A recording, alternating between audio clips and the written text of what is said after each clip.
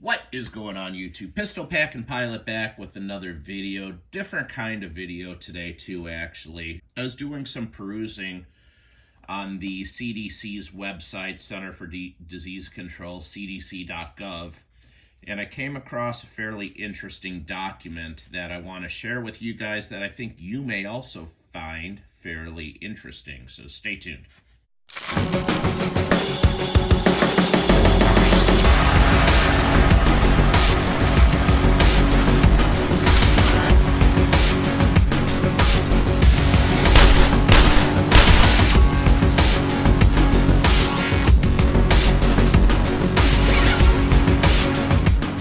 Okay, folks, Triple P back with another video. I came across this document on the CDC's website. It talks about the shielding approach, and I'm going to drop a link right down there in the video description that will take you to the CDC's website, and you can read it for yourself. I'm not going to read you the whole document, but I am going to just highlight a couple of what I think the key points are here. The shielding approach that they're talking about, it aims to reduce the number of severe COVID-19 cases by limiting contact between individuals at higher risk of developing severe disease and the general population, high risk versus low risk. So then they go on to talk about what high-risk individuals are. They basically state that these high-risk individuals would be people with things like type 2 diabetes, chronic kidney disease, and even obesity, which we know obesity affects quite a few people in this country. Those are the people that are being grouped into this category of high-risk individuals, or potential high-risk individuals, rather. And what they want to do is they want to isolate these high-risk individuals into what they are calling green zones. What the CDC has done is they've classified it into 3 different levels. Guys, I have very serious opinions here and very strong feelings about this.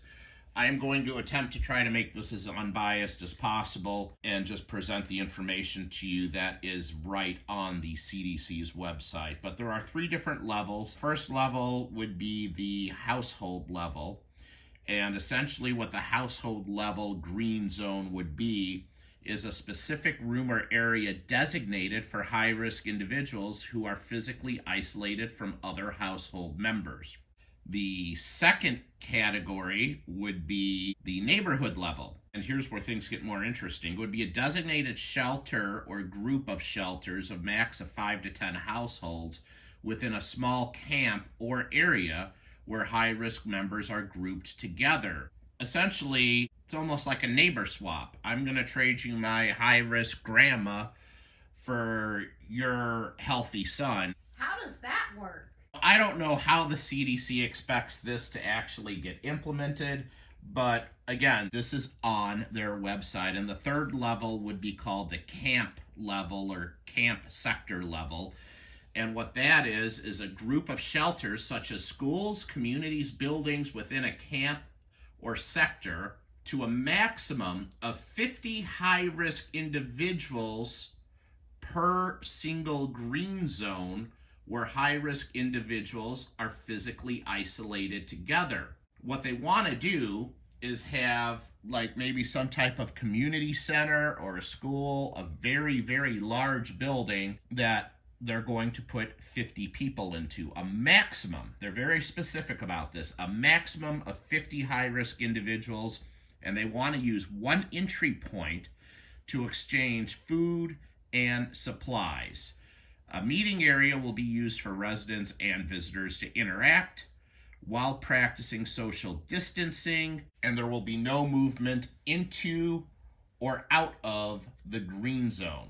So apparently there will be some type of visitation. So if you want to go see your high-risk mother, you'll be able to do that possibly via some super thick glass and masks and gloves and gowns and God knows what else. It says that there will be no movement into or outside of the green zone.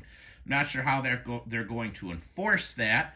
I would imagine it'll probably be by men with guns, because this is probably something that it sounds like it would have to be enforced with some physical display of force. Now, as you can imagine, there's probably going to be quite a bit of emotional and social and psychological drain on your family members that are taken away by the government and isolated in these green zone camps. This document on the CDC's website does discuss how they will attempt to care for people and their mental health needs. Then there's another issue here as well. It says everything within the green zone must be kept extremely clean. Attaining and maintaining minimum sphere standards is difficult in these settings for the general population. Users should consider that provision of services and supplies to high-risk individuals could be at the expense of low-risk residents, putting them at increased risk for outbreaks. They're basically saying that there may not even be enough supplies for the low-risk residents. So what type of supply chain drain are we looking at here? If we're talking about a maximum of 50 people, and this document does go into some detail about how many high-risk individuals there could be, it does state that green zones should be more spacious in terms of shelter area per capita than the surrounding camps and sectors, even at the cost of greater crowding to the low-risk people. It also says that more than 1/4 of the population may fall into a high-risk category. If you talk about the United States, I think we have, 350 million Americans? 1/4 of that, 25%, you're about 87 million Americans that would have to be isolated into green zones, which would be large complexes of no more than 50 individuals. And it appears that they would be held there by some type of force to make sure that those green zones stay, as they put it, green. I personally think this is very scary stuff. And like I said, ladies and gentlemen, I'm trying to give this to you as unbiased as I possibly can, but I have the CDC document in my hand as my notes right now as I record this video, and I'm taking everything I say right off of this CDC document. So obviously multiple green zones would be necessary for this volume of individuals that need to be housed there. So now for the questions that would immediately come up is, where are they getting all this space? Obviously, high-risk individuals are going to be supplied their basic needs before the low-risk individuals. So if you're in a green zone, you're essentially held prisoner for a minimum of 6 months, according to this document. This sounds like a concentration camp. Yeah, Mrs. Triple P, it's pretty fucking bad. The CDC states there is no empirical evidence whether this approach will increase, decrease, or have no effect on morbidity and mortality during the COVID-19 epidemic. So they're going to lock you away for a minimum of 6 months. They're going to cause unprecedented drains in the supply chain, unprecedented economic complications to not just the economy, but those individuals who are not in their so-called green zones. As far as the timeline goes, the exact words from the CDC state that this shielding approach proposes that green zones to be maintained until one of the following circumstances arises.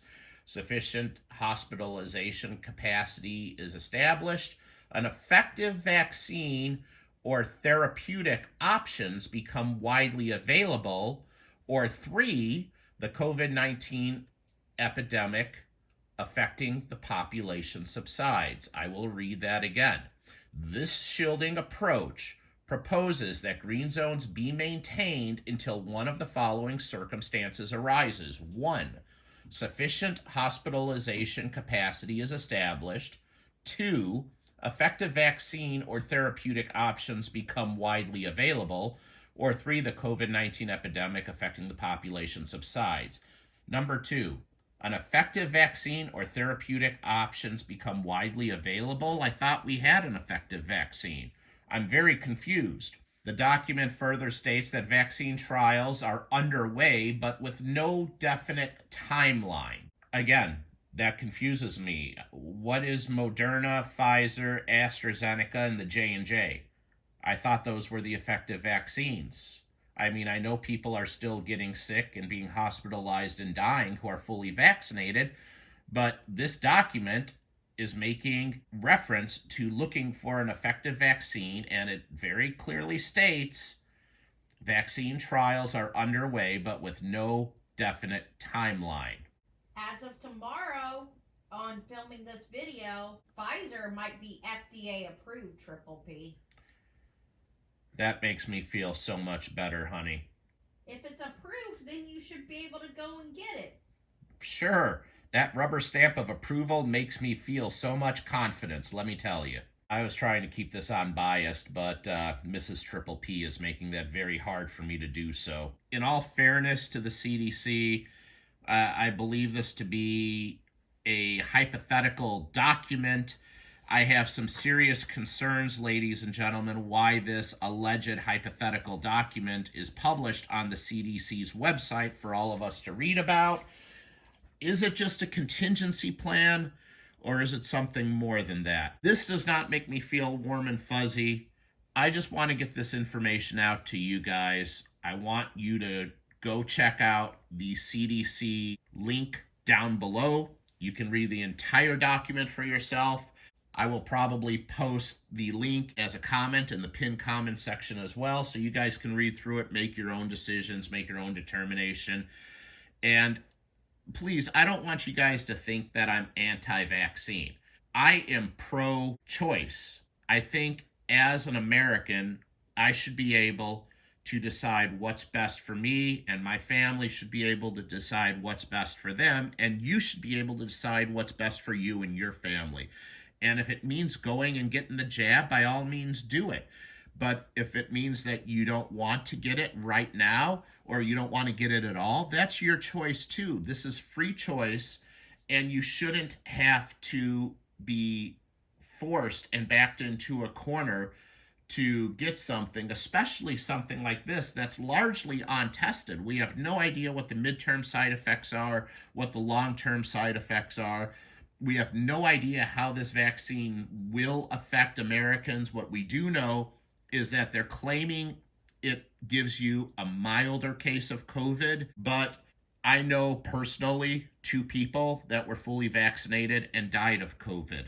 So take that for what it's worth. Take it for what you will. I'm just putting the information out.